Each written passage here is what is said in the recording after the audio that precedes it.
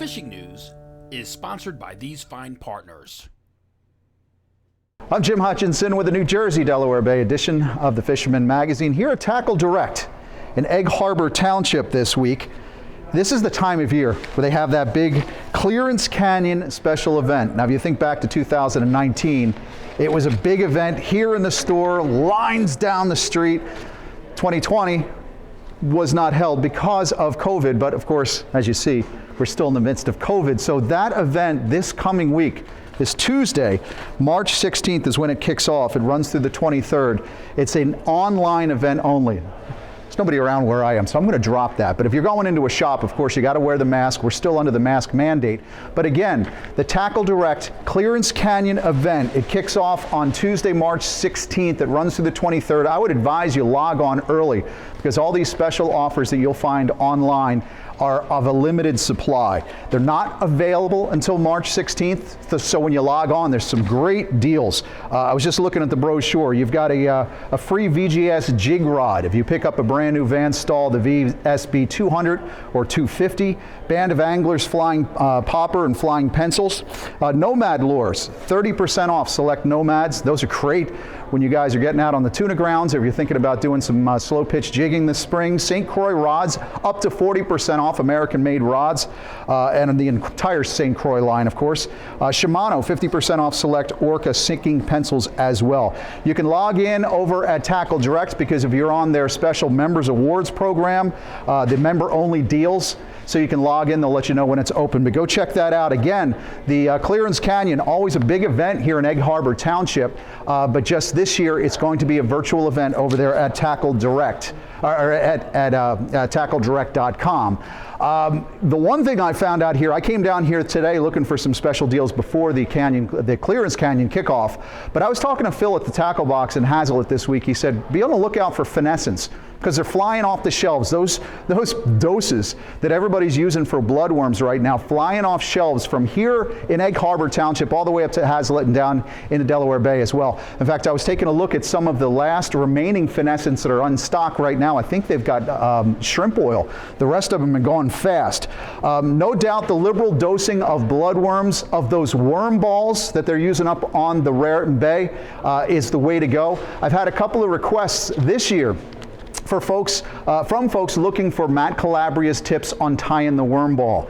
The one that we did last year, of course, had the J hooks. Now that we're legal eagles, the circle hooks, Matt has done a brand new video to tell you about that worm ball. That's at the end of the video, so that's a good 5-minute presentation coming up. It's worth the wait and worth the 5 minutes, I assure you. We're always looking for tips and tactics as fishermen here in New Jersey. In fact, the one great thing about the Fisherman magazine, it's all New Jersey guys. Just about all New Jersey guys, the way they fish, the tactics and techniques. So if you're not a subscriber to the Fisherman magazine, I would encourage you to join up. We just started a spring subscription sale. That runs through March 31st, $5 off your annual subscription to the Fisherman magazine.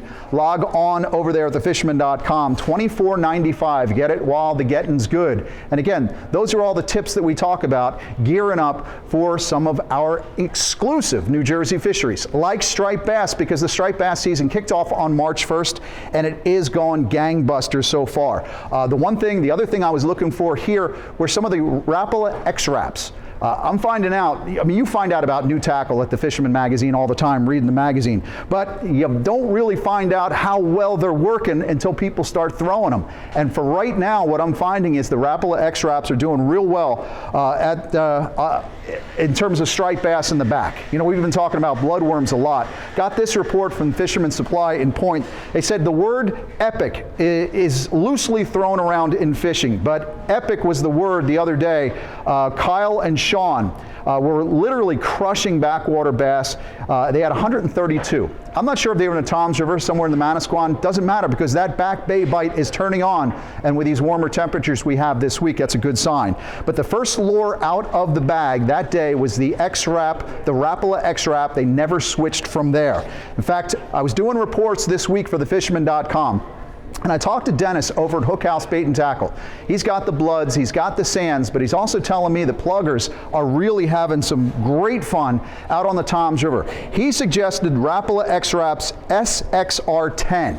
That model, he said the Ghost was the way to go. He also said, in addition to the Rapala being one of the hottest plugs going, he said the guys throwing SP minnows are doing well, of course.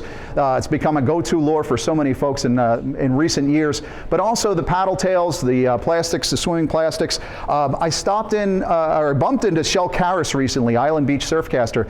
He's chomping at the bit to throw some of these brand new Hoagie split tails. They're actually called slow tails. They've got tails that wobble like that. But he was showing me these Hoagies as well as the latest St. Croix rod that he's using. So look for those as well. But definitely plastics are getting it done in the back as well. Toms River, though, is absolutely hot. That location has turned on this year. In fact, over the weekend, the mighty E-Rock, he texted me to let me know that Dave Martello hit this 34-incher on the Toms River. He was just fishing 7 feet from shore. So obviously those bass are getting up in the shallows. They're feeding pretty good. And again, some of those holdovers in the Toms and in the Mullica and the Great Egg Harbor River, some sizable fish. 34 inches is nothing to sneeze at. And nothing to sneeze at here either. Young gun in the making. Young Kaylee Cavallo got on her first striper of the 2021 season last week, a 25-incher also in the Toms River. First keeper flounder of the year reported out of the Toms River. Dennis at Hook House said this 13-incher was brought to the shop scales. I know a lot of folks say, why would you weigh in a winter flounder? Well, you check in a winter flounder to let folks know they're there. They've become like the unicorn of late.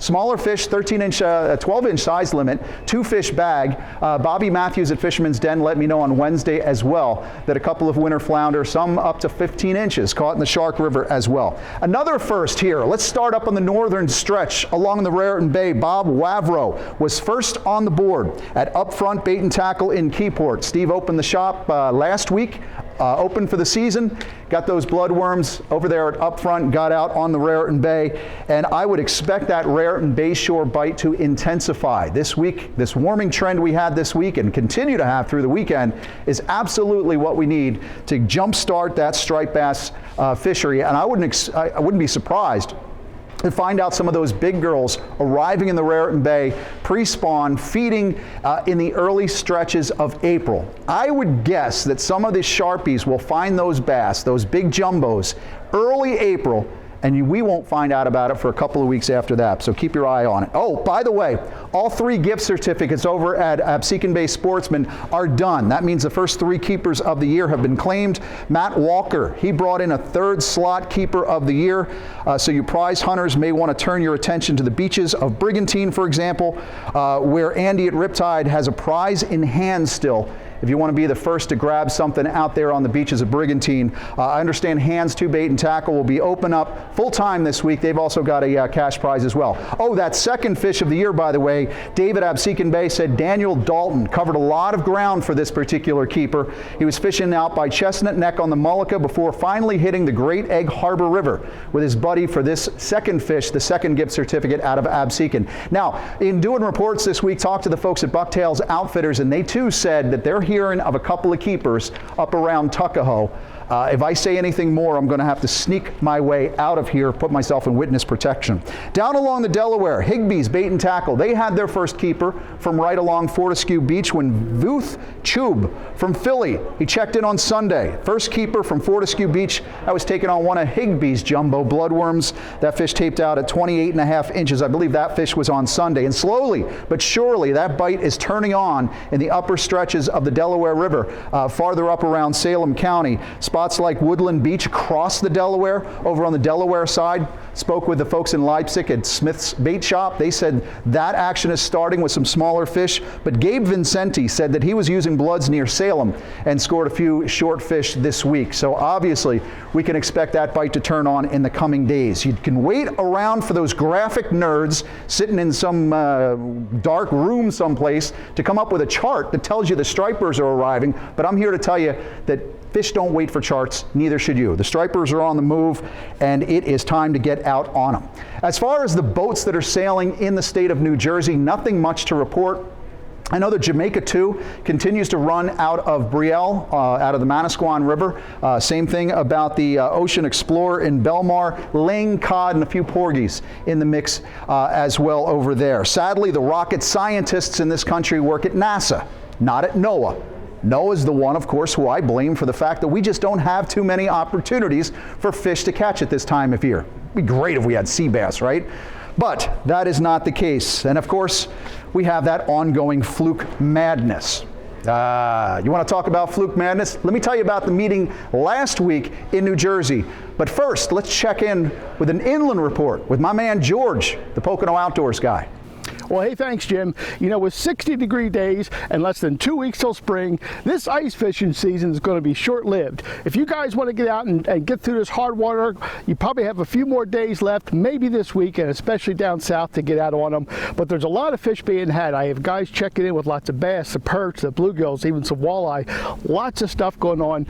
Get out and try it for the last few weekends. But I'll tell you what, be safe because it's getting thin really fast. But I do want to highlight one thing, and it's something you don't see. While we're talking about all the bass and stuff being caught, there is something you don't hear of much, and that's some striper through the ice. My good friend Josh Taylor checked in with a couple of beautiful stripers he got through the ice here. Now, for you Fisherman magazine subscribers, I did an article in January on how you can catch fish through the ice with some great tips and tactics.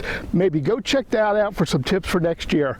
Also, we're going to be on the shad watch. You know, the next 2 weeks, the second half of March, is when you normally start seeing some of the first shad being caught in the Delaware River. We're going to keep an eye out for you guys. We'll have the first tips for you when them fish start hitting. But for now, get out while you can. Get out and enjoy. From Pennsylvania, I'm George, your Pocono Outdoors Guy.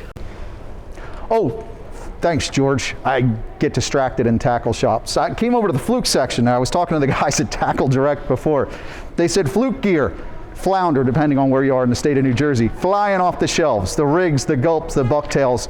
It's no doubt because, well, we got the final word on New Jersey's fluke season in 2021. New Jersey Marine Fisheries Council met on March 4th. They voted on status quo for 2021. Now, as I wrote this weekend at thefisherman.com, because some folks are happy, some folks are angry. I happen to be in the middle of, well, I don't choose regulations. I don't fall into that pattern, but I will tell you that the way these meetings are being held is absolutely ridiculous. And I sat through 3.5 hours of a fluke meeting discussion, talking about all kinds of fisheries and through technological ineptitude on the state of New Jersey. Thank you to the Murphy administration for setting this up. Look, we're breaking 30,000 subscribers here at our YouTube channel right now. Hint, hint. If you're not already subscribed, hit the bell. Come on board. 30,000. There are over 162,000 registered anglers in the state of New Jersey. Yet what we found out at the March 4th meeting, about halfway through, is the state of New Jersey, the Division of Fish and Wildlife, had done a poll. They polled 725 people online. Now, what Jeff Brust, who works for the Division of Fish and Wildlife, said is, quote, "This should not be considered a vote." But what the survey found of 725 people who responded, 73% of those wanted the later start date, May 28th to September 28th. 27% favored the early start, the status quo, May 22nd to September 19th. Now, there was a lot more response here in Atlantic County favoring that early start, which you can understand because from Great Bay down to Absecon Bay, even down into Ludlam and Cape May County, a lot of back bay fishermen would like to get on it. But that's not really where the wheels fell off. The council never got a chance to do a motion about that secondary option, that new regulation. And that's because after 3 hours into the hearing, it became apparent that some people that were waiting to talk online and on the phone couldn't do that. They didn't have any ability to answer any questions or bring up their comments. And that's arguably a violation of the Sunshine Act. There's a law here in the state of New Jersey. It's called the Open Public Meetings Act. It's also known as the Sunshine Act. But it says, quote, "All meetings of public bodies shall be open to the public at all times." So when it became clear to the council that this wasn't the case, they took a vote to table this discussion until April, when they can perhaps get back together again in a better platform and open it up to everybody. But however, this is where the final wheel actually fell off. The DEP and the division officials didn't think this would be possible. They didn't think the timing was possible. They didn't think they can open up the meeting to everybody. So the council voted 5-3 against holding a second emergency meeting in April. So what ended up happening is they pretty much had to go with the status quo regulations, the ones we had last year, because they didn't feel comfortable at having the ability to change the regulations otherwise. A change in the limits was never brought up as a motion, and watching the meeting unfold, I believe that it was because of this public meeting thing. If you don't have 100% public participation, you've got a problem. Again, 726 comments out of more than 160,000 registered anglers in the state of New Jersey. One suggestion I have for the DEP is, why don't you do a survey? God bless you for doing the survey. It's great. I'm glad that we're finally getting surveys sent out to the public, but make it to the registered anglers. There's 160,000 registered anglers in the state of New Jersey. Send those anglers surveys for the future. Let's get it over to the advisory committee so that they can weigh in on it. And then we have to have these open meetings. So again, it's all about this. We can't have these open meetings because of the pandemic. But something's got to change. Something's got to give. Register. Don't forget. If you fish for fluke, flounder, sea bass, striped bass, whatever you're doing in saltwater, you got to register. It's free, but that's why we need that registration, because we've got to get a better accounting on who's fishing.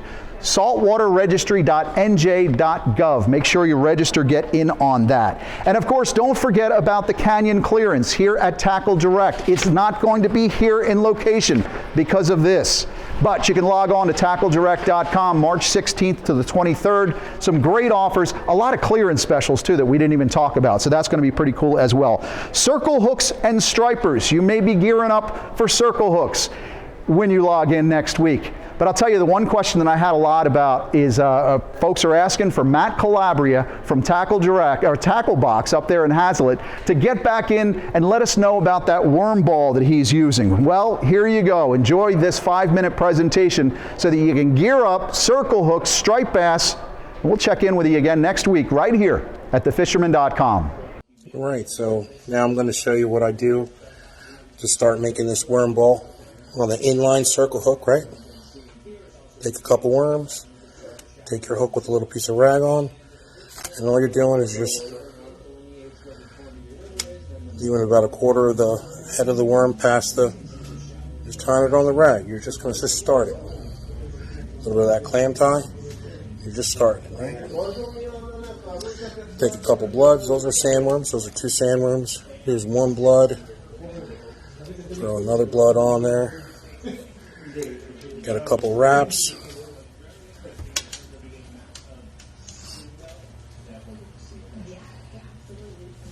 Let's throw 1 more. There you go.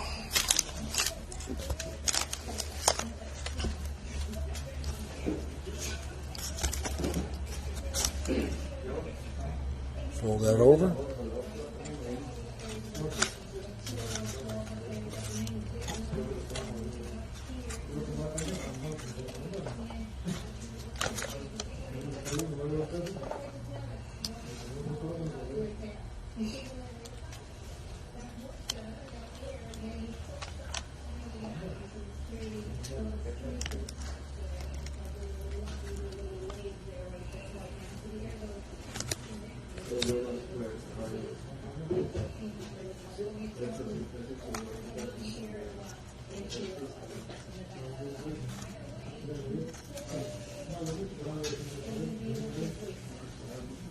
And that's it. There's your wormball rig, right?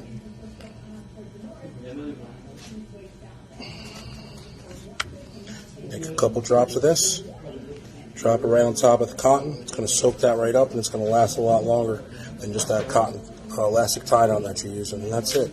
So again, I'm trying to stay away from that snell, all right? Just tie a regular fisherman's knot right there on top, so it gives the little bit extra play so that circle hook can grab in there and just not come off.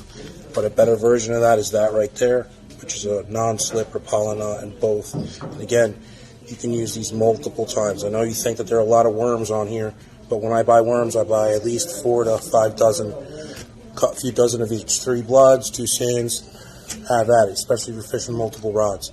When you're done fishing this for the day, a lot of times you're going to be going fishing the next day. Cut that fish finder rig off, put that in a bag, and it's ready to go again for the next day. And you don't have to do these in advance. Like I said, you can do 2, 3, 4 of these at a time. Keep them in your box, They're good for 2-3 days. When you're all done and you think you're all washed up, you want to tie a fresh one, just cut it off, get another one on there. Don't forget the fish flag. Hello and welcome here at your local tackle box here in Hazlitt. Full stock of sand and bloodworms. Today I'm going to show you a nice little video that I put together for you guys to help you out with circle hooks, inline circle hooks, right? So today I got a 4-0 circle hook, and I just got a little fisherman's knot. And this little piece right here is a little piece of rag. Let me show you what that's for here in a second. What you want to do with circle hooks is try not to gunk up as much of the bait on the actual hook itself. You want a lot of this to be exposed, right? But you also want play on this top knot. That's why a snell isn't going to work as effective as something like this. I'm going to show you an even better rig than that here in a second that I have already tied up for you. So all you're doing is the same thing. You're making a worm ball, but you're going to tie it on this little piece of rag and then trim it back if it's a little bit too long. This cotton rag is also going to help soak up some of that delicious clam oil. Give yourself a good scent trail. But here, check it out. So this is the one I just made up for you guys. So it's about 4 or 5 worms, couple bloods, couple sands. You see that right there? Let that focus in. So that's called a non-slip Rapala knot. See how that slips nice and easy? It's completely free. Alright? On that circle hook, completely exposed. The only thing holding that thing together is that rag. You can cast this a million times, it'll never come off. Alright? It's on there. They can grab that, gunk on that, all that fun stuff. It'll never come off. And all you do after each fish is tie a couple more worms on there, put a little dab of clam essence, and you're good to go. It's that simple. Best thing with this, though, is not taking it out of the sand spike when you're getting hit. Believe it or not, it's going to hook more fish than you put the rod in your hands. So when you're getting hit by that bass in the surf, keep the rod right there in the sand spike. And all you're going to do, when you start seeing that tip slightly bend over, that's when you want to just start reeling. You're going to hook that fish every single time.